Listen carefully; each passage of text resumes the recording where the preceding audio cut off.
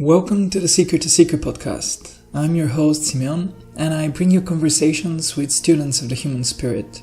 Today's guest is Professor Edward Kelly. Professor Kelly is a research professor at the Division of Perceptual Studies at the University of Virginia. A Ph.D. in cognitive sciences, Professor Kelly's research explores mind-brain issues with a focus on psi phenomena that challenge the current neuroscientific view of the mind. Professor Kelly has published peer works in which he argues for a break from the physicalist view of the mind, drawing upon empirical evidence such as near-death experience, stigmata, and mystical experience. He has been main editor of the books Irreducible Mind, Beyond Physicalism, and Consciousness Unbound. In our conversation, I spoke with Professor Kelly about the insights he's gained from decades of being at the cutting edge of psi research. We discussed the nature of consciousness, the mind-matter duality, the various models of post-mortem survival, and the paradigm shift that is approaching the scientific community.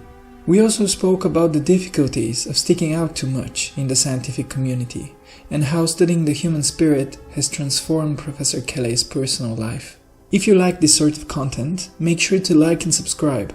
Also, follow the link in the comments section to sign up to the Seeker to Seeker newsletter and never miss out on new content. Thank you. I hope you enjoyed this conversation. So, you were talking about mystical experiences and extraordinary states of consciousness as windows to that other reality that we are not able to see and understand currently. Yeah. So I was curious because you and your team, you've already produced 3 massive volumes studying such experiences, and also other phenomena as well. But I was wondering, so far, what is your understanding of have you classified these experiences? Have you in any way organized them? And have you gotten a clear picture of consciousness and the structure of consciousness and the different states that can be entered, perhaps how we can enter them, how they compare to one another? Have you gotten a clear idea of this? Yeah, let me just say, for anybody who listens to this, to find out more about DOPS and our various programs, just Google on DOPS UVA. That's DOPS blank UVA, and you'll go right to the website. Tons of information there, including lots of papers and that sort of stuff. So we ourselves have done very little to advance that agenda so far, but I hope that our group will in the future. And as I said earlier, I think the two, at this point, the two really most critical avenues for advancing the subject in terms of scientific research are psychedelic research, because of its capacity to produce mystical experiences on demand. And it can certainly do that. They can certainly do that. And meditation. Now, meditation, you probably know, is a subject that's gotten a lot of traction in recent years, the last 20 years, let's say. Partly because researchers have been able to sort of attach the subject to public health. Meditation is clearly good for various things, like, your heart's behavior, anxiety, maybe depression, things like that. But I have to say that even though there's been a lot of new research, the great bulk of it is of rather little interest from this point of view. I think I know where you're going. Need to quote Ken Wilber, who says, I don't meditate to deal with stress, I meditate to speak with God. So perhaps, yeah. Yeah, exactly. Mike Murphy, is a co-founder of Esalen and a 70-year meditator. He jokes about meditation for hemorrhoids and stuff like that. Anyway, so they're mostly kind of poking around in the shallows of the subject, but I think it's inevitable as time goes by that they will work their way into the deeper parts where it connects with things like psi research and mystical experience. So those are the two big growth areas. And for anybody who's working toward a career in research, I would urge those people to look in those directions as a place to anchor yourself.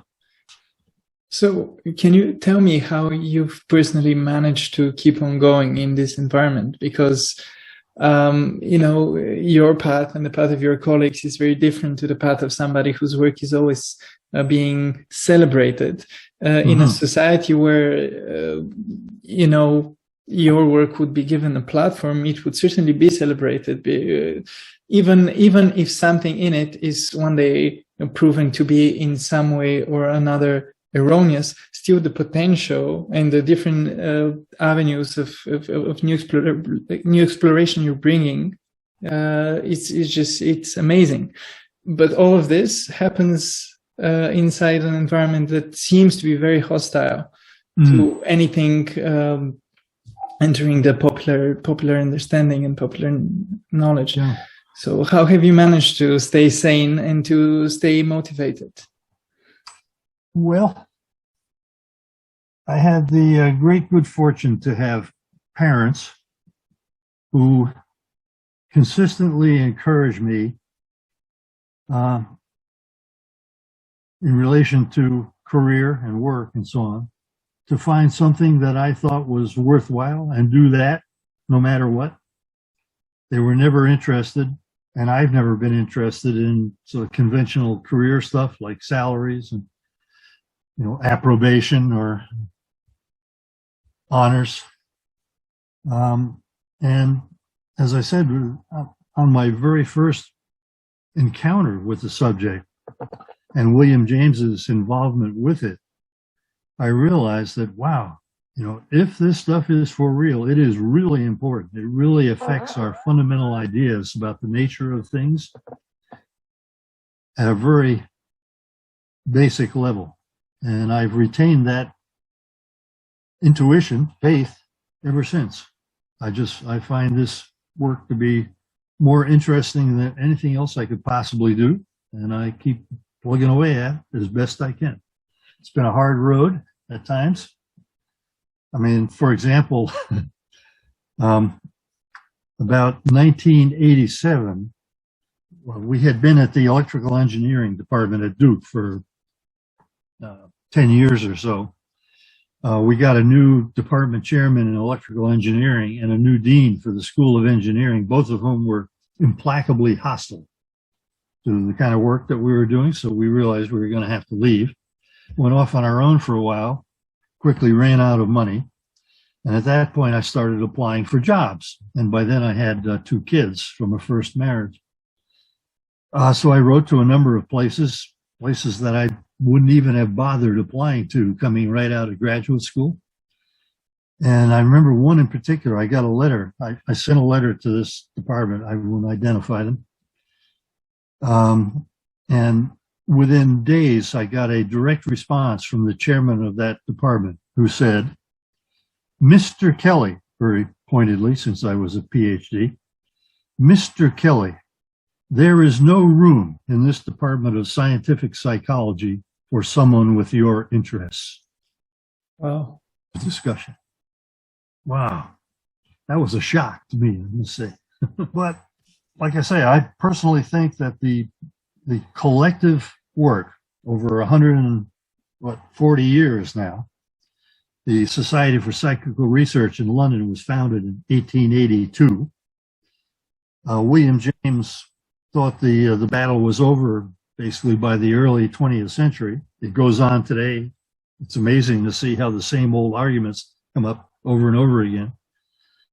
But I personally believe that the totality of spontaneous case field studies and experimental studies has shown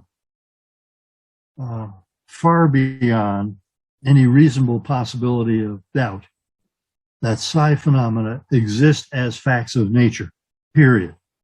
I think you can take that to the bank.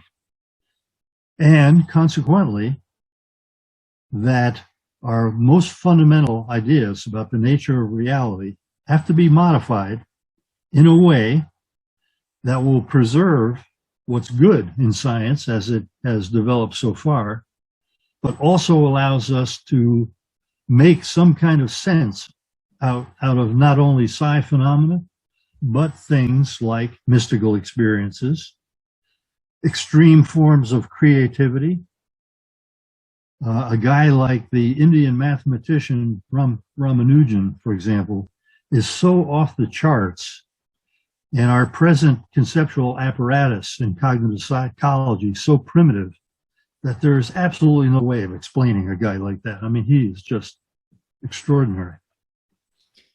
And I personally see all these things as being consistent with the Myers-James picture of the psyche, in which our everyday consciousness, which contemporary psychology and neuroscience take as, all the consciousness there is in association with us, and which is manufactured by our brains, has larger, more inclusive consciousness, possibly more than one. Myers argued for the existence of one that he called the subliminal self, which is much like Jung's self, a more comprehensive, in deeper contact with the whole of reality, which can explain things like psi phenomena and genius and mystical experiences. James, in his last decade, essentially carried Myers' conception in philosophical directions toward, but not quite to, an absolute idealism. Now, where will this all come out? We don't really quite know. As you know, in our middle book, Beyond Physicalism, we arrive collectively, not unanimously, but the central tendency, the main tendency of that book is toward a evolutionary panentheism. And just to say a little bit about what that means, it's a big subject and gaining a lot of traction, certainly in theological circles, not so much in psychology or philosophy, but it's a near neighbor of the kinds of idealism that are now being taken seriously by many philosophers. Yeah, let me just insert that. Harold Ottmansbacher and some friends of his attend a lot of philosophy of mind meetings, and they report that physicalism is tanking among young philosophers in particular, and that most people are now interested in what's going to replace the conventional physicalist viewpoint. So that's a very promising development. But panentheism kind of splits the difference between traditional theisms and pantheism. Theism is, for example, the theistic faiths, Christianity, Judaism, and Islam, all picture an highest being of some sort who's essentially outside creation, builds it or makes it and sort of stands back, may intervene from time to time, but they're basically separate things. Pantheism, often identified with Spinoza, God is identified with the whole of creation. Panentheism is sort of in between in the sense that, yes, there's a highest being who is infused within everything that exists, but there's also something left over, somewhat in the manner of how our minds are to our bodies. That is somehow ontologically distinct from the manifest world, and yet infused thoroughly in it.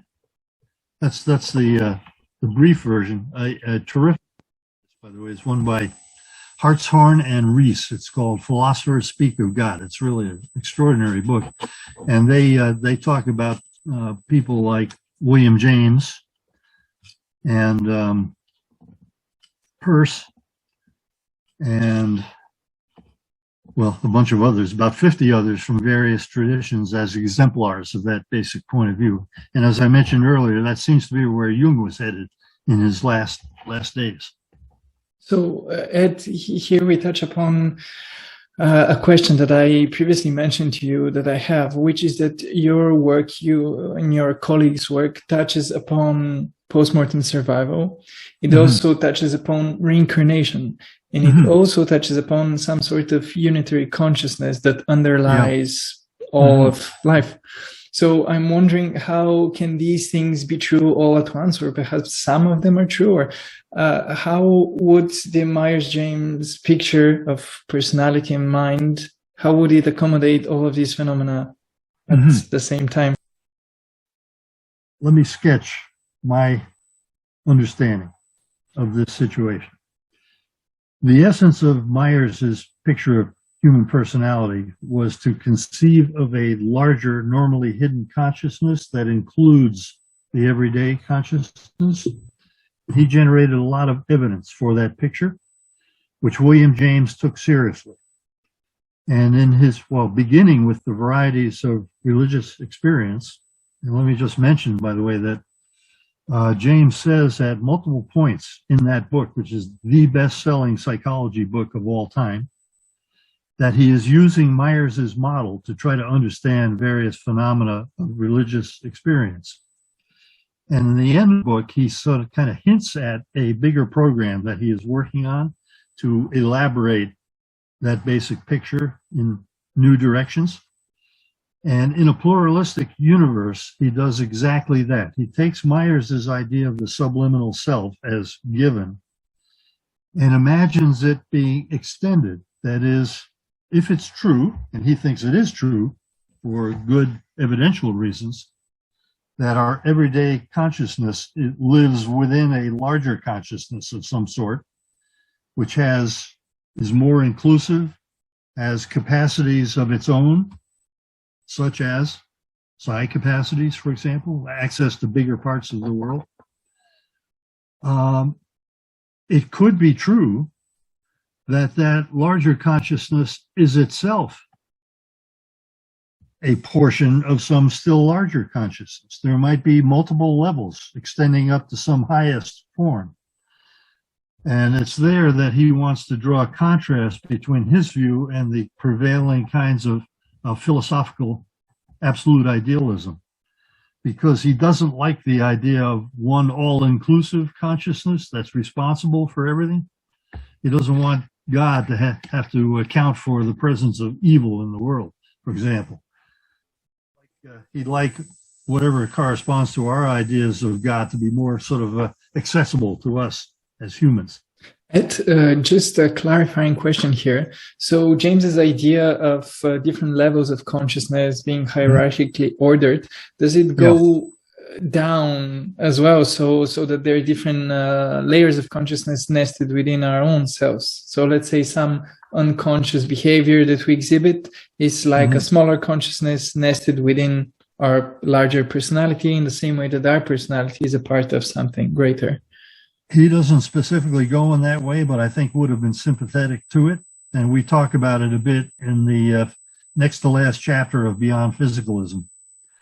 That's also, of course, fundamental to what is one of the most important and most neglected philosophical developments of the 20th century. I'm talking about the philosophy of Alfred North Whitehead. We talk about it a little bit in Irreducible Mind as sort of exemplifying one end of a range of possibilities. You know, the game at that point is, okay, we've got all these rogue phenomena. Might we expand our philosophical horizons in a way that would allow us to understand how the world is constructed such that these things can happen? And so we sketched out a range between some kind of updated form of dualism, which retains a traditional concept of matter, to, and we took Whitehead as an example, mainly because we had an active Whitehead kind of subgroup within our Esalen operation. Mike Murphy has always been very keen on Whitehead and also on Aurobindo, and we had a guy in our group who was in touch with both threads of that and tried to put them together. So, but, you know, for Whitehead, I mean, people joke about Whitehead as characterizing physics as the study of very small organisms.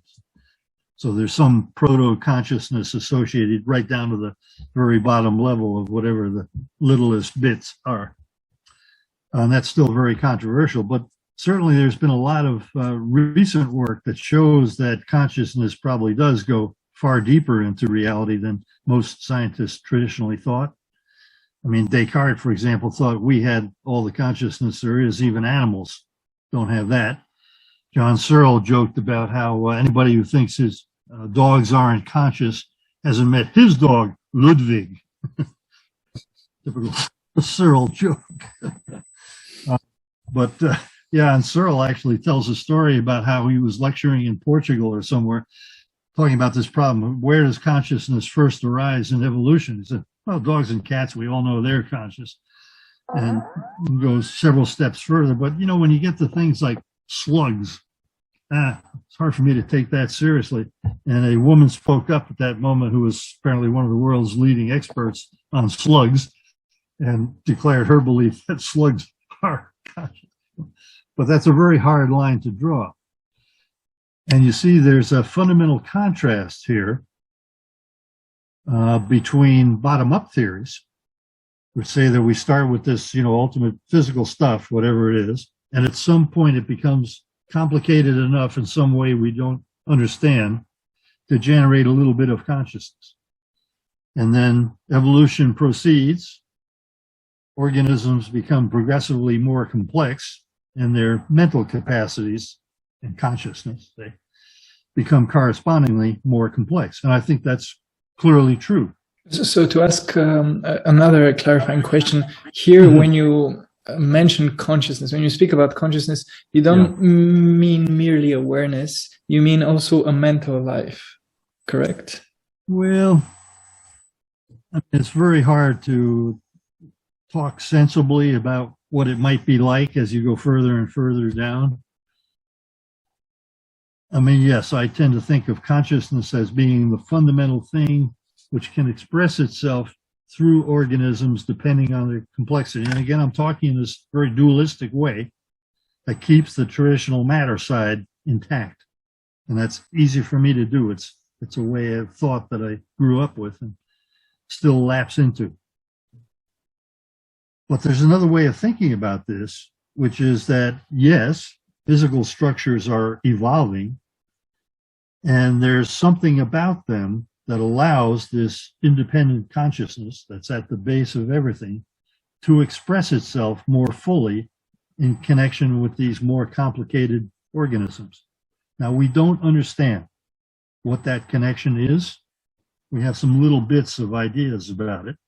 And let me here inject one extremely important modern line of research: near-death experiences. They're interesting in general. I mean, near-death experiences, from my point of view, can be thought of as mystical experiences which occur under less than optimal conditions. I mean, this leaves aside even ones like mountaineers who, fall off a cliff, but luckily for them, end up in a big snowbank somewhere that, their brains have been intact all the way down and they live. But I'm thinking particularly of there are two categories of near-death experiences that are of special importance, I think. And those are ones that occur under extreme physiological conditions like deep general anesthesia and or especially cardiac arrest. Because under those conditions, the physiological conditions that virtually all neuroscientists believe are necessary for conscious experience of any sort have been not only degraded, but essentially abolished. And yet people are reporting what amount to mystical experiences under those circumstances. And they can be connected to the time of apparent unconsciousness by the fact that they describe things that happened during that period, sometimes things that happened remotely. So they're occurring, those experiences, in connection with a brain that shouldn't be able to support consciousness. That, I think, is an important piece of evidence pointing to the reality of this independent consciousness that can normally express itself in more restricted ways in connection with the functioning of our brains. Okay, so in the Myers-James model of consciousness, how would this model explain, or how does it propose an explanation for a person being able to see and hear with their physical heart having stopped, their eyes being shut, their ears being, I know that they put some sort of signal in their ears when they're on the operating room or whatever. So how would this sort of conscious experience be possible without the body? Well,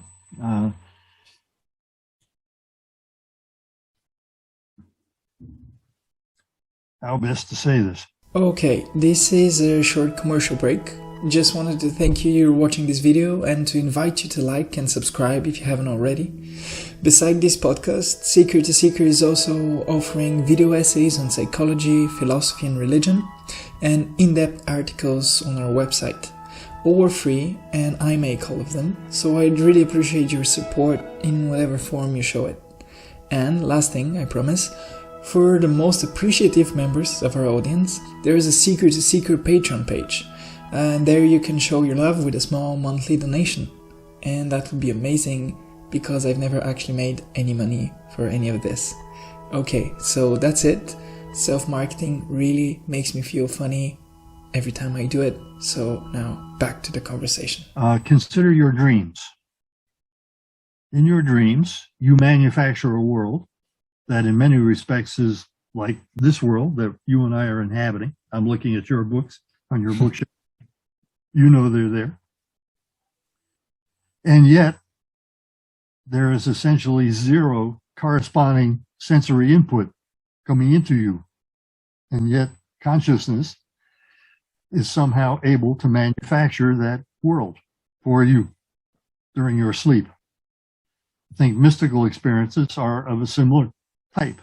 And actually, various people have tried to sketch out how such a disembodied consciousness might be able to use psi processes to acquire information about what's going on in this world, and even to have some kinds of effects in it. Now, let me just say that the same picture of some kind of more inclusive, higher consciousness that may be accessible, for example, through psychedelics, or deep meditation, or deep hypnosis, or in other ways we don't even know about. I mean, well, let me digress a moment here. You know, how many thousand cultures there are recognized worldwide, but at least 90% of them contain some sort of explicit mechanism for induction of altered states, mystical type states, which are cultivated often using horrendous mechanisms, specifically because of their social value. You know, it's expected that people who can get into these states can do things like heal or locate lost property or find out who the bad guy is who's, pointing the bone at one of your friends or something like that. And really the extremity of the procedures that are used as a measure of that social value that the altered states are held in. So let's say we all have these kind of capacities, but they're normally hidden from us just because we don't get into the right kind of physiological state to allow them to express themselves. And what I'm trying to say here is that this realm of research, which is certainly going to advance over the next decades rapidly, I think, meditation research and psychedelic research in particular, will be instructing us about the conditions that allow these higher capacities to express themselves in our everyday waking lives. And they could be of enormous personal and social value if we handle that properly. However, I mean, we see how everything else gets commodified and commercialized and exploited for greedy personal gains. There's no guarantee that any of this will be done in an ethically rigorous way. So I think we should all be, on the one hand, very optimistic and hopeful about the possibilities for this kind of work, and at the same time, better pay attention to how it develops, because there are lots of potential for ugliness. The big ultimate question is, let's say there is this ultimate consciousness. How does the one engender the many and the world that the many inhabit. Myers and James, well, a guy like Bernardo Castro thinks there are really just two levels to this system. There is the ultimate consciousness, which produces everything, and us with our limited everyday consciousness. And so he's very much of the opinion, which he likes for aesthetic reasons, that when we die, the dewdrop into the shining sea, the limited consciousness loses its individual identity and merges with the ultimate. But from the Myers-James point of view, there could be at least one level in between. That ordinary personal identity is not really resonant in the brain in the way that most neuroscientists think it is, and can continue after bodily death. And that would account for the possibility of reincarnation, for example, that something about that former living person, some essence or distillation of that previous life, can re-embody itself in another time and place. So all those things go together. I had a fight with Bernardo when he produced his chapter for Consciousness Unbound, because I said, and I believe this is true, that in very strongly expressing his preferred personal understanding, which is the dewdrop into the shining sea, he's ignoring all the evidence for personal survival. That is, that in the best cases, it appears that a personality with all of its typical cognitive characteristics, its specific memories, dialect, humor, personal qualities, have survived because they reappear in the behavior of a medium. I mean, one of the best cases of this type, which anybody interested in the subject should look into, is that of the so-called GP phase of Mrs. Piper's mediumship. GP was a guy who died under somewhat mysterious circumstances as a young man, and soon appeared in Mrs. Piper's seances. One of the main features of that period was that among the hundreds of sitters that her investigator, Richard Hodgson, brought to her after she had gone into trance, there were 30 that had been acquaintances of the previously living GP. And according to Hodgson's report, the GP persona, this whatever was communicating through Mrs. Piper, recognized all and only those 30 persons. And for a number of them delivered large amounts of very realistic kind of, the verisimilitude of her impersonation of GP was compelling to many of those people, just because of their history of shared experience. So that's the kind of stuff that exemplifies the mediumistic literature at its best. And of course, there are all the reincarnation cases. Ian Stevenson, who was the founder of DOPS, really initiated that line of work. And he and his colleagues have ultimately documented on the order of 2,500 cases of that sort from all over the world, many in great detail, some of which are extremely compelling. And I think it has to be said that this is now one of the most important dimensions of evidence for personal survival. That is, at least partial survival of an individual's mind and personality and consciousness as you would have experienced it during that person's life. Yeah. Here, I want to ask you, because the way you're discussing this life and whatever is beyond it, it seems like, yes, there's this realm of unitary consciousness, and then it has some effects on the physical world. But I've been very interested by an idea by the Greek author Nikos Kazantzakis, who writes about it in his little book called Saviors of God, I think, in English. I've not heard of it. There he writes of God, and he was actually suppressed by the church, the Orthodox Church in Greece, because of his views. But he talks about God in a way that God is not simply something or somebody ruling over humanity and shaping the physical world, but he is also being shaped by the physical world and depends on the life and the choices and the struggles of each and every conscious being. And so in this way, I was thinking whether your findings allow for any sort of dialogue between mind and matter, so that not only matter evolves to accommodate more and more mind, but mind also in some way grows and flourishes because of what happens in this material realm. Well, yeah, this is not a matter of evidence or proof or anything like that, but it's very much part of the evolutionary panentheism point of view. It's really explicit in Whitehead, for example.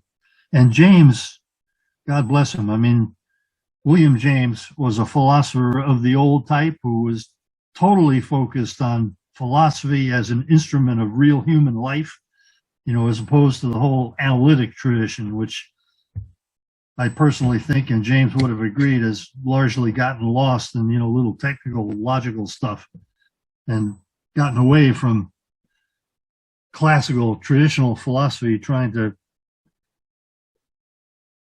to forge a conception of the world that will be helpful to human beings.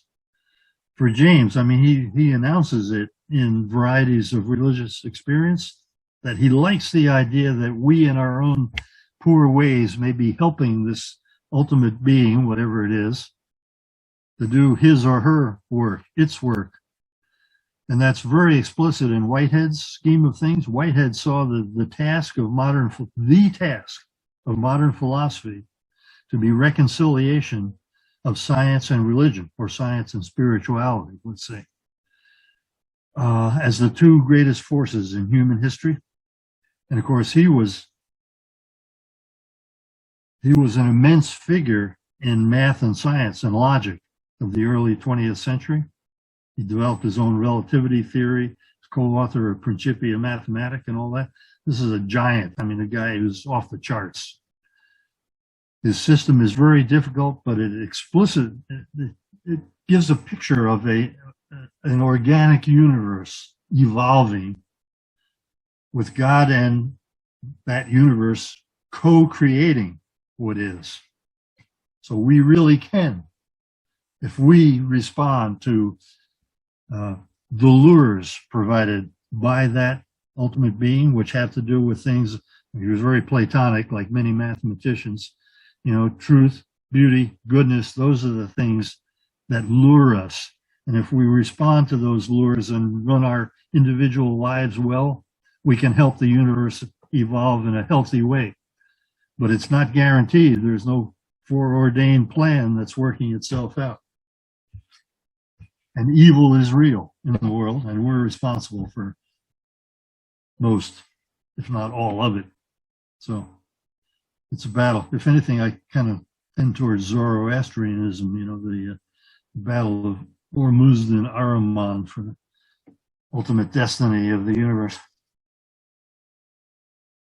Has your work discovered or compiled any sort of evidence for evil here in this world in some way being rooted or issuing from a source out there in the more or the subliminal self, or whatever we choose to call it? That's a good question. We have not really dealt with that very much, nor did Myers. You know, Myers allowed for that possibility, certainly. He described the subliminal region of the psyche as containing probably bad stuff as well as good stuff, but he did not himself spend much time on that. That's a place where Jung, I think, certainly has done a better job, partly because of his life as a clinician. He encountered, and of course he lived during the, you know, rise of Nazism and all that. And he was very preoccupied with the problem of evil, partly because his father was I think a Lutheran minister of some sort, and had a very traditional theistic kind of conception of things. And well, Jung struggles with that problem. You know, his answer to Job. Have you ever looked at that? You know, that's a difficult book, but you know, he clearly is prepared to accept the idea that God himself has some evil parts about him, let alone us. Yeah, let me I'll tell you a story. This Yeah. anecdote. Don't take it too seriously, but it made a big impression on me. Back in 1973, I was working at the Rhine Lab, and one of my college professors, a guy named Irvin Child, was on a sabbatical at the Rhine Institute, and he knew a number of people, but one of them was a guy named John Nicola, Father John Nicola. He was a Jesuit, and it turned out he was one of the main exorcists in the Catholic Church. There are a number of these guys. He was an East Coast guy who, well, we talked about this over lunch, and he said that in the course of his career, he was probably 60-ish, I think, at the time, he had been brought in on maybe 1,000 cases altogether. And of those, he said 90% were pure psychopathology, nothing of any particular interest. The rest, he said, often included what he thought were genuine paranormal elements, or things happen that seem to involve psi-like processes. And this is the scary part, he said there was maybe a half a dozen cases that he had seen in which he felt compelled to take seriously the possibility of diabolical possession. And that was due to the fact that those cases exhibited these features. Oh yeah, this guy had been a consultant to the movie The Exorcist. So it was that kind of stuff. This little kid starts declaring in Latin that it's the devil. I mean, makes the hair stand up on the back of your neck. I can imagine what actually being in that situation would be like. Yeah. And there was one other one that impressed me quite a bit. One of our colleagues, was Adam Crabtree, who he spent most of his life working with cases of multiple personality. Big fan of Myers and so on. He has a great chapter on dissociation and psychological automatisms, secondary personality in Irreducible Mind. Anyway, he had been called in on one case in particular in which he had to take seriously the possibility of some kind of diabolical possession, just because of the extreme character of the things that happened. So, I don't know. I have no personal position on that, but I've heard some things that worried me a whole lot. There could certainly be things out there that we don't really know about that are just profoundly evil and trying to wreak havoc in human life. Yeah. Gotta stay away from them. So in the last couple of minutes, perhaps a final question, because I don't want to take too much of your time. I am just discovering your work, but you've been inside of this area of study for decades now. So how has the accumulative effect of years of dealing with this sort of material, studying it and writing about it and thinking about it, how has this left a mark on your personal life and your personal way of going through life and your thinking about life? Well, yeah, for sure. My basic ideas about things have dramatically changed since graduate school. I just was, like most people, I think, kind of being run through the sort of meat grinder that our social arrangements are. That is, people are just kind of seized upon by their surroundings and kind of, directed toward various slots in the variety of jobs that are available within, the society you happen to inhabit.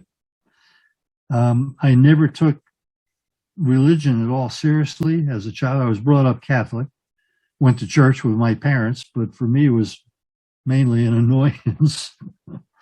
I developed a way of escaping when I was a kid. I was about 10 or 12. I used to hold my breath until I would become faint.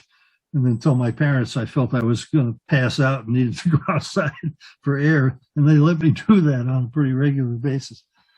And of course, the moment I got to college, I abandoned any explicit identification with Catholicism. But I guess, I knew that my father, even though I didn't think he took the specifics of Catholicism very clearly, I always had the sense that he felt there was something to the basic idea of there being something out there that kind of underlies everything that we normally experience. And I guess that's been part of my constitution all along. And essentially what's happened is that over these decades, I've grown toward a picture that I think is both consistent with leading edge science, in fact, more so than the prevailing physicalism, and also leaves room for human religious and spiritual experiences. As I said earlier, I'm envious of you for having had one or more big experiences with psychedelics. And, I'm still thinking about how to do that myself. I have friends who have access to mushrooms and that sort of thing. And there are, of course, studies going on now here and there. For example, at Johns Hopkins up in Baltimore, not too far away. So I keep checking their website to see if there's something I could plug into and, do it under well-controlled circumstances. But I take all that stuff very seriously. I think it's very important for humanity at large, as well as for us individually. Ideas do have consequences. And I think a lot of our social problems, the problems of our civilization, are deeply connected with the kind of physicalist worldview that grew up in connection with science over the preceding several centuries, which has now reached its own limits. And I think the situation screams for something new to replace that, something that will accommodate what it accomplished that was good, but make it grow in ways that will accommodate these other kinds of experiences. And I think that could potentially help us come to grips with our current crises of civilization. That's, we can't be naively optimistic about it, but it's about the only hope I see, to tell you the truth. I think if we continue on our present course, we're just going to annihilate ourselves, either through climate change or nuclear war or something of that sort. And yet, I have to say that I feel more optimistic right now than I ever have in my career, that we are at or very near a tipping point. And these things can happen fast. There are sort of rules of thumb, like if something like 5% of scientists became convinced that something like what we're proposing is closer to the truth than what's traditionally been marketed as the scientific worldview, things could flip very fast. Yeah, that would be a total shift in the way we think about life and also live life, I think. Mm-hmm. Yeah.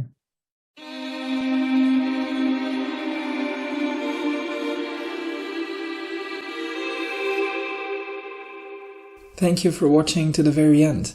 If you enjoyed this conversation, I would really highly, very much recommend you to check out my podcast with Chris Beisch. All these realms of experience Ed has been referring to here were actually experienced by Chris through decades worth of high-dose LSD work. When two such vastly different methods of study reveal the same story, we really ought to reconsider how solid our understanding of life really is. Thank you again, and remember Rumi's words. What you seek is seeking you. See you next time.